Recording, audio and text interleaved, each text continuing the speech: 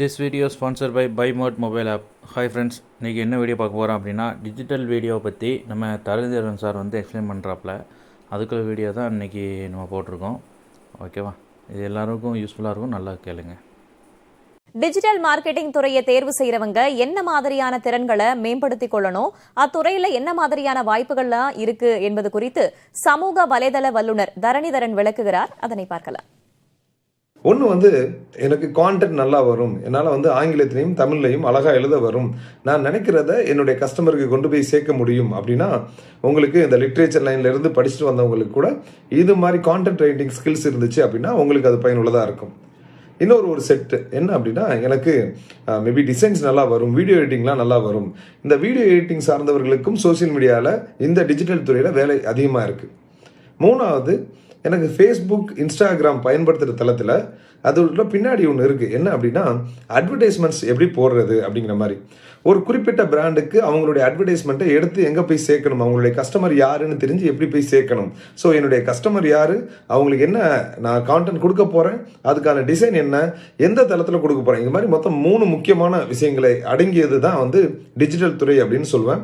So இதை தவிர்த்து நிறைய குட்டி குட்டி டூல்ஸ் இருக்கும் அவங்களால ஆட்டோமேட் பண்ணுறதுக்கு.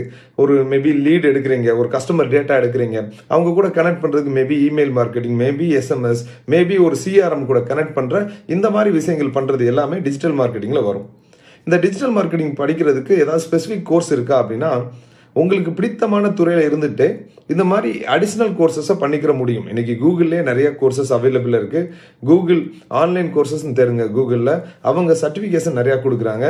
ஃபேஸ்புக் லீட் ஜென்ரேஷனுக்காக ப்ளூ பிரிண்ட்னு ஒரு கோர்ஸ் இருக்குது. அது ஃபேஸ்புக்கே அந்த சர்டிஃபிகேட் கொடுக்குறாங்க.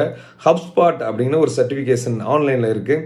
எப்படி மார்க்கெட்டிங் பண்ணணும், இன்பவுண்ட் மார்க்கெட்டிங் எப்படி பண்ணணும், கான்டென்ட் எப்படி பண்ணணும், இதை தவிர்த்து கெட் ரெஸ்பான்ஸ் அப்படிங்கிற ஒரு விஷயத்தில் எப்படி இமெயில் மார்க்கெட்டிங் பண்ணணும், அது மாதிரி அந்த கோர்ஸில் ஸ்பெஷலிஸ்டாக இருக்கிறவங்களே அவங்களே கோர்ஸ் கொடுக்குறாங்க. அது most of the courses free of cost. Okay, so 90% of the courses free of cost and it is been certified by கூகுளோ இல்லை ஃபேஸ்புக்கோ இல்லை ஹப்ஸ்பாட்டோ கொடுக்குறாங்க.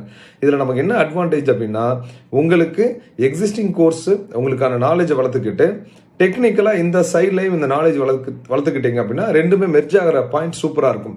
ஸோ டிஜிட்டல் டூல்ஸ் மாறலாம். இதுக்கப்புறம் மேபி அது யூஸ் பண்ணிட்டு இருக்க அல்காரிதம் மாறலாம். மேபி ஃபேஸ்புக்கே இல்லாமல் போகலாம், இல்லை ஃபேஸ்புக்கோட அல்காரிதம் மாறிட்டே இருக்கலாம், கூகுள் அதோட அல்காரிதம் மாறிட்டே இருக்கலாம், இன்ஸ்டாகிராம் அதோட அல்காரிதம் மாறிட்டே இருக்கலாம். ஆனால் digital marketing is here to stay.